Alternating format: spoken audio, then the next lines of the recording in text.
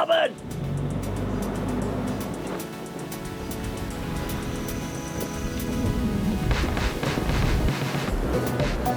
Guys, I really hope you can hear us right now. we're sailing at like nearly 10 knots, or we were a second ago. We're on board a 72-foot Spirit yacht.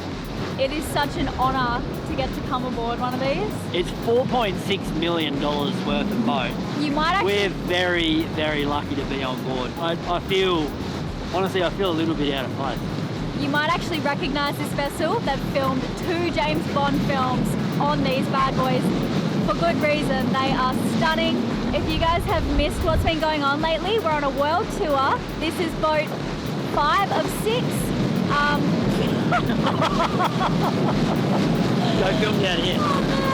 I'll pop the other videos in the description below if you missed it. And join us. Let's go check out the factory and see how these boats sail. Are you ready? Yeah, you should have filmed me washing my armpits because we don't have enough time to shower properly. Once through the valley, follow the marina road, passing the fair. Hey! Hey, morning! Hello, morning. It's the most beautiful thing I've ever seen. We're getting it ready, yeah. You hardly have to be sorry about the weather. Thank you. I see some ocean vault stuff behind me here. So we woke up in the little town of Ipswich this morning. I took the kids to the arcade in the pouring rain, but the sky's cleared up now and we've just arrived to the Spirit Yachts factory. And the smell of the wood shavings. It's beautiful, hey? I'm already happy just like being around these natural materials. It really smells like earth. It's so nice. Yeah. So we're off to a good start. We're about to do a tour of the factory and then go and check out the boat.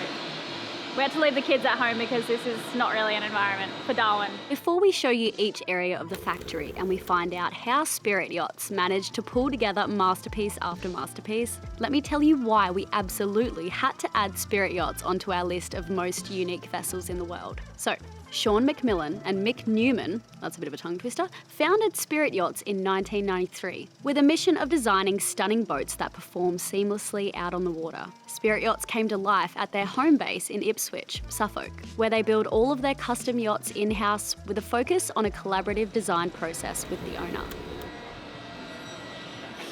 So in here we've got, so these guys over here are electricians and our engineers. You've got James around the corner here. So James is in charge of all Hey, James. Hi. So we've got Tom here, who's in charge of our, well, all the design work really. And then Ruben is not here, naval architect Victoria, and Alan at the end, our naval architecture team.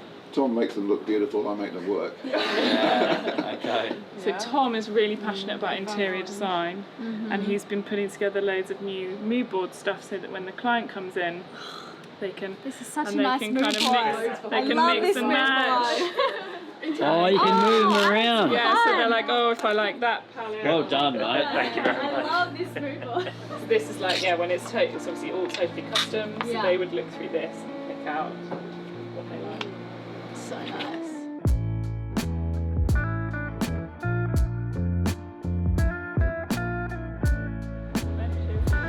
Okay, so where are we now? We've stepped out of the design office and we're here on the mezzanine level now where we're doing the component parts and a lot of woodworking.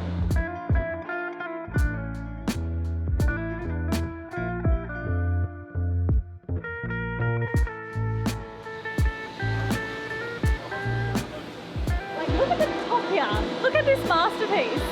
Can you see this? The exciting thing at the back here is that this goes down, which is a really great design because there's no sugar scoops here, so it brings people closer to the water. Yeah, exactly. So the problem with building it. Well, the difficulty with building it is you've got to cut it out in one piece. And what we basically did was we routed out a 3mm slot so we don't break the grain, and then we circular saw through that slot with I think it's like a 1.6mm circular saw blade on a track saw, but it's all upside down, and you've got one shot, one hit to get it right, you know. So, and it's good, you know. So you're taking to really the back of this fantastic boat with a circular saw, and you've got one shot to get it right. In a very controlled and professional manner, yeah. That's exactly what we're doing. Yeah. That's nice. Yeah, I yeah. can't imagine. I mean, we'll do practice runs as well, you know. If we're going to do anything like this, we'll set something up and say, is this actually going to work? Can we do this? And then, yeah, it's good. It works out. It worked out perfectly.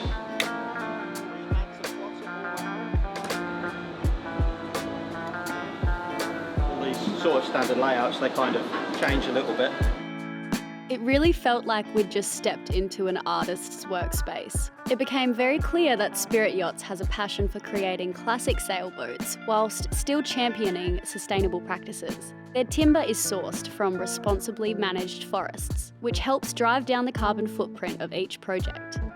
Also, you may have noticed their unique logo, that of a distiller's flask. Funnily, due to the fact that the first Spirit Yacht was made in around 5 months flat and named after the sheer amount of whiskey, founder Sean felt had to be drunk to get the job done.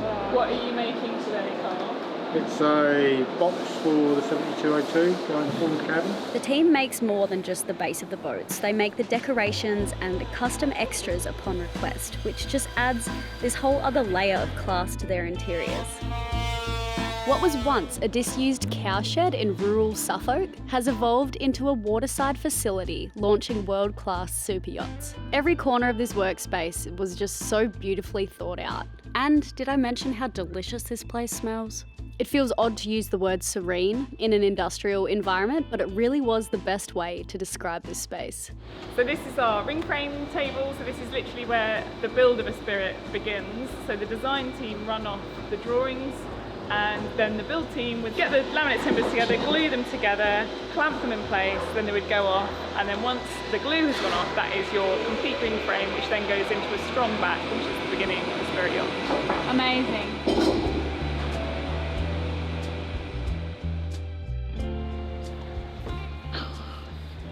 What do you reckon?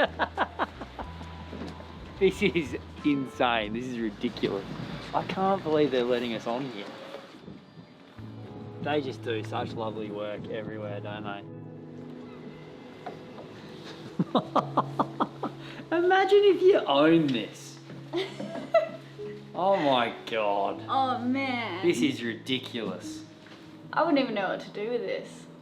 Like, Entertain a whole bunch of people. entertain. I think I'd want like a whole bunch of crew on board. Like I'd want to fill it up because it just needs to be enjoyed.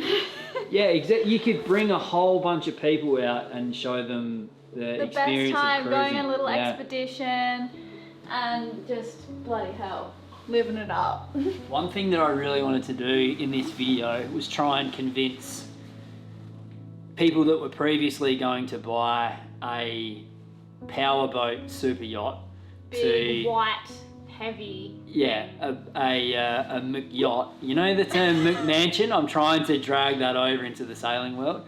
As a connoisseur of ocean-going vessels, I think that I can say objectively that they lack style and class. If you were thinking about one of those boats and I could convince you to get one of these instead, I think that the world would be a better place. A more beautiful place. Because money can't buy style. Should we do the vibe check now? 10. 10. Vibe check 10. And it's a 10 because of the way it makes you feel. I think a lot of people know that nature makes you feel better, and you really are. Like, you are touching timber everywhere. There's no coverings of the hull. So like what you see here, Headliners. there's no whisper walls or anything like that. These are exposed beams and you just around wood. Who doesn't love that? It makes you feel right. It feels nice. These are the hull planks. Yeah. So they do that, and because they make it so beautiful and stylish, they can leave these nuts and which is stainless steel on the inside and the mast here, and it adds to the whole effect. They've put a lot of effort into the aesthetics on this boat and have just, I mean, it would be hard to imagine you could nail it more than they have done here. It's really, really And classy. I guess we'll find out about how they sail, right? It doesn't matter. That's not the thing that you're doing on this boat. You're in a really, really incredibly handcrafted piece of almost art that is also very practical. And I mean, I guess it sails really well compared to other monohulls. Yeah, there you go. Yeah.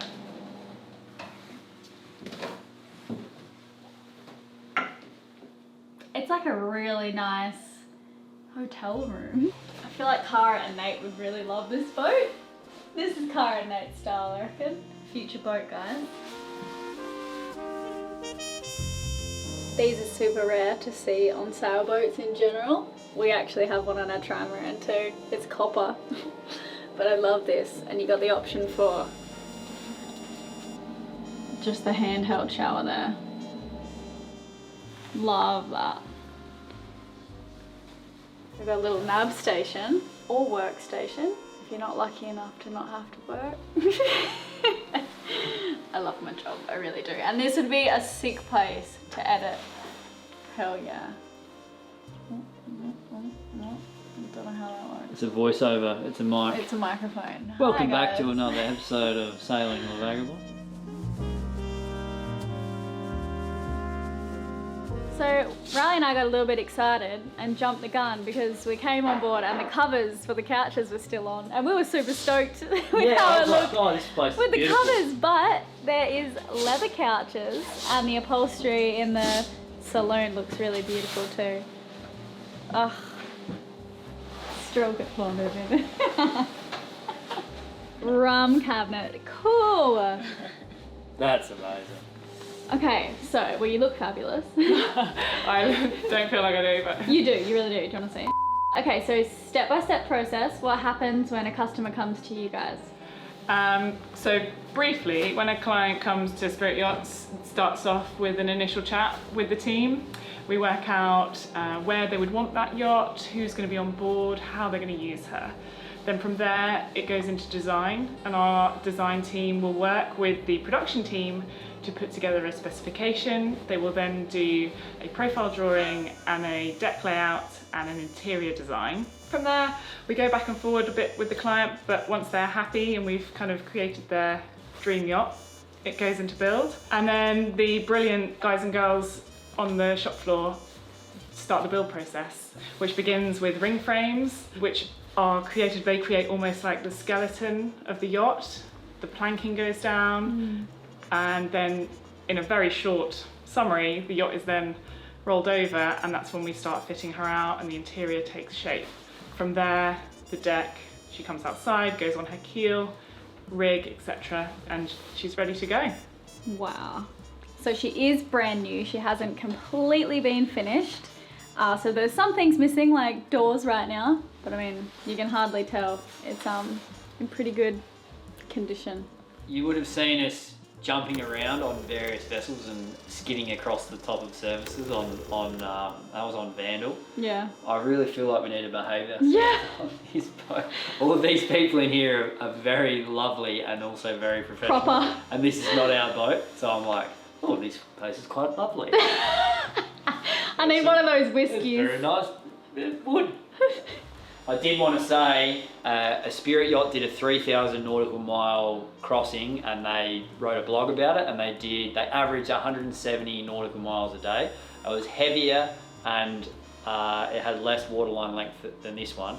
So I would expect this one to be averaging on, with normal Atlantic conditions, 200 plus miles a day, which is really, really good for a monohull. My intuitions about monohulls aren't, super sharp at the moment, but that sounds good to me, especially if you don't necessarily need to be getting out of the really, really bad weather, because monohulls don't flip, or they do, but then they come back up again. So this is a 3-cabin, 3-head. I mean, everything could be customized. You could make one of the heads into a bunk bed. That's what I would do, I think. For more guests, you don't need 3 heads. That's ridiculous. No, but it's the type of boat where, it is, I think guests would appreciate a head. I think it makes sense on this boat. But It doesn't make sense on a 40-foot Beneteau. Yeah, our Beneteau had 2 heads. Yeah, that was crazy. But 43 feet. this one here, it starts to, Okay. it's like an ensuite. I'd still have bunk beds there instead, I reckon. Yeah, me too. This is the chain plate that comes down here. You can see they've got carbon reinforcement in this stringer.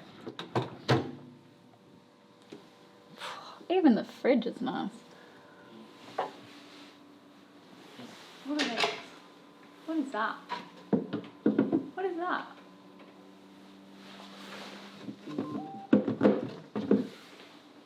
I have no idea what this could be. It's not a bin, it's not a freezer. Oh, yes, it is. Is it? No, this is how you get... Oh, we're not supposed to touch them. Yeah, don't touch. That was our one rule, babe. It was a drizzly old day in England, and everyone kept apologising about the weather, as they do, swearing that it hasn't been like this for weeks. Tomorrow was looking better though. It'd be sunshine and sailing for us. I couldn't wait to see how the skipper would get this thing off the dock. Anyway, now let's take a look out on deck. That is so light. I guess the gears are going to be... Yeah, it's going to be like... Not rigged up yet. Master and Commander, so you're like, hard on larboard! I've never... I mean, obviously, people can tell I'm not sailing these boats. Anyway, I guess that doesn't matter. Looks like we've got a bow thruster here. We've got a compass here. Got our B&G equipment. So one thing that I did want to say is that you can single hand this boat, but normally what you'd have is probably a minimum of 4 people for a delivery, which makes me think differently about these systems here, which I'm a little skeptical of. They're a little complicated, but if you've got an engineer or someone that's really good at what they do, that's generally on the boat, then you can get away with things like hydraulics, furling head sails that are operated from buttons up here. For me, on my boat, I want to have it like really simple, but this is it's a completely different thing. You know, I don't know, maybe it's the way of the future. I don't know, I'm still yet to be sold.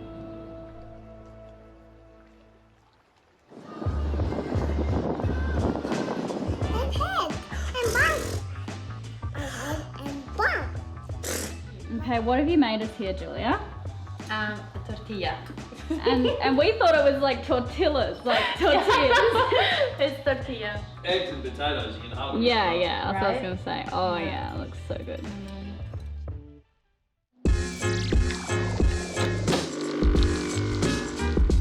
So we'll go through the lock. There's a lock just around the corner. And then we'll go under. This is a massive bridge called the Orwell Bridge. We're just waiting for the sailmaker to come aboard and then we're gonna leave. Pretty sad saying goodbye to Darwin this morning. He really didn't want us to go. He's not at the age that he could really enjoy and appreciate this boat, so it's actually better if he stays with Julia and has fun. I think they're going back to the games arcade place today. Anyway, I'm so looking forward to sailing down this river. One of the workers was saying he's like traveled to so many places around the world, and every time he comes back here, this really just feels like home, and it's super beautiful.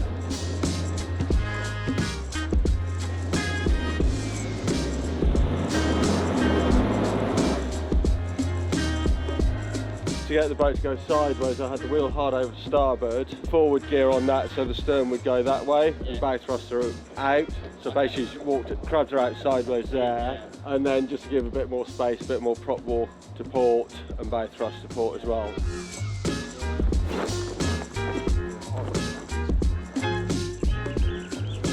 There's a couple of swans behind me here. We're just waiting for the lock to open. Still kind of think swans are a bit evil. Do you remember when we fed the swans? Where were we? The Guadiana River? Do you remember? I don't think I punched it. No, We just got out the way. I think he got close. Step one is to lower the lazy jack. So these are the bits that hold the sail onto the boom when it comes down the mast. Step two is to secure it just inside here. I can't show you because it's covered by the sail, but I hope you get the idea. So chuck it in there, and then the next step would be to hoist the sail up. So this is the hark and switch track system that we've got on our mast.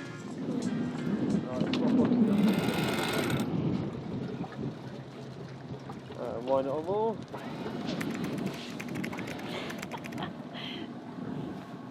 wood is so smooth, you can really slide on this part. I literally could slide.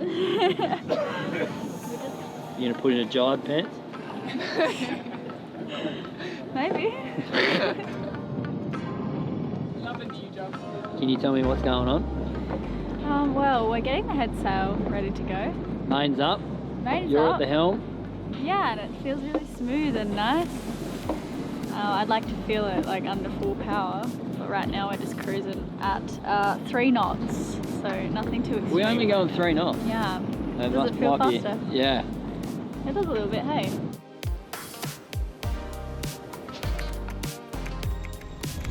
What are you controlling there, mate? All the hydraulics are controlled on here. And also the electric pad eye for the code 0 cell we can control. Bang up and down, the Cunningham, Traveller, outhaul and backstay.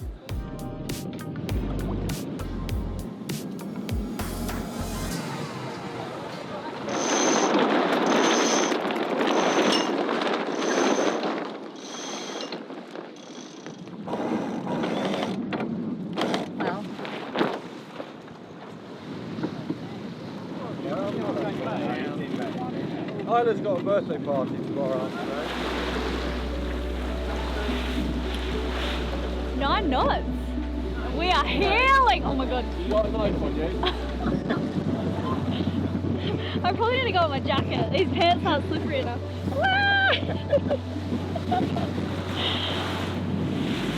What do you think? What do I think? Yeah, how's it sailing? How does it perform? It's extremely light at the helm. Yeah. I'm not used to heeling over. We're doing 8.4. I keep worrying about the depth, but everyone has assured me that we're fine. And it's mud. Yeah, It's fine. yeah. It's just mud anyway.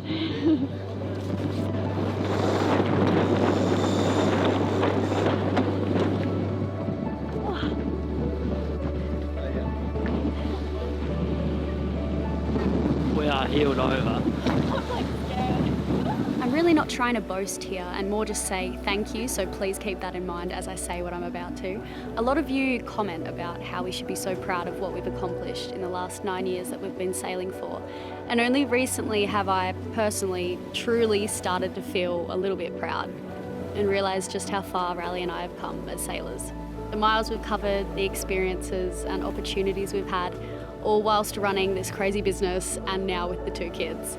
So thank you guys for helping us get here. Your support means the world, and let's see where we go and what we do over the next decade. A couple of quick things. The sail area to displacement ratio using just the forward triangle area is 21. The forward bulkhead on the yacht is watertight and the aft bulkhead is watertight as well. So that's the thing about monohulls, is they can sink. So it's really good that they've done that. 7 automatic bilge pumps, high capacity bilge pump under the sole in the saloon, and high level float switches, 3 shower drain pumps that also act as bilge switches, and they're all automatic. So they've paid a lot of attention to overcoming that known problem.